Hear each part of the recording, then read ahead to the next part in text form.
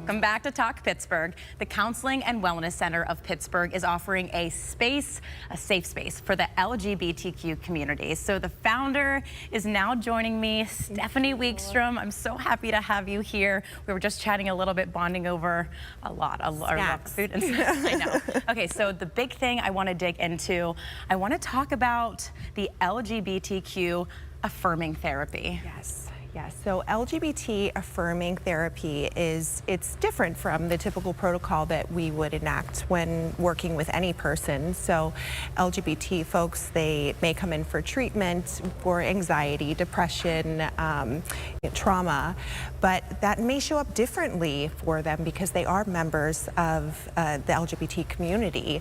So this unique kind of care, it really seeks to affirm and understand the way that their gender or sexual identity is interplaying to create and perpetuate mental health outcomes. Yeah, I feel like, you know, it's really hard to even seek therapy and ask for help. And I'm sure, just as a lot of us are, dealing with stress. Right. So what are some stressors that members of that community face when they deal with the mental health? It's such a good and timely question because unfortunately the stresses that people face are, you know, at times they may feel even insurmountable. When you're facing daily and regular discrimination, violence, members of the LGBT community are 9 times more likely to be victims of hate crimes. That's huge. And you know, when you think about your mental health and how your anxiety or depression, the feeling that you experience when you're walking in a world that policies, governmental, religious institutions may not offer a supportive space. So, you know, at our core, we all have a need to biologically to attach, to feel loved, to feel connected and supported. And when anything happens that blocks our ability to feel safe, you know, that matters. Yeah, that makes me so sad too. So how do you create that safe space to make them feel comfortable? Yeah, to be inclusive. You know, we're very proud at the Counseling and Wellness Center of Pittsburgh to do our very best to show up and create an inclusive space in our personal and professional lives, and that's something that our community of clinicians is very proud to be a part of. You know, and it starts with being curious, you know, to be curious about yourself, to be curious about other people, and to recognize I don't have all of the answers. There's nobody that has all of the answers, but when you open up that space for dialogue and get really curious about, you know, what is your experience in this world, people, they will tell their story, and, you know, you really being validating and taking the time to understand the emotional interplay that happens with that, you know, with your identity. I think connecting and just even on, you know, any level is just so important. So that's amazing that you have that space. So what would help somebody to be able to come out to their family and friends? Yeah.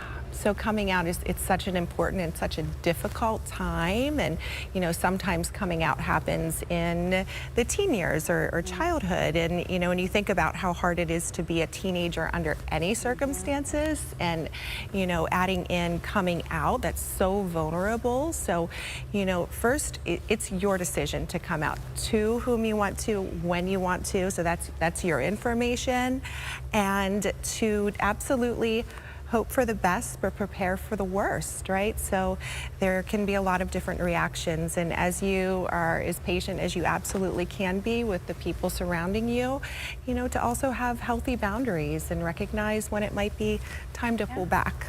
Yes, you know, I always think to myself too, just with anything, you know, no matter who they are to you, you don't want toxic people around you. You want somebody who's going to love you and understand you and love you for you.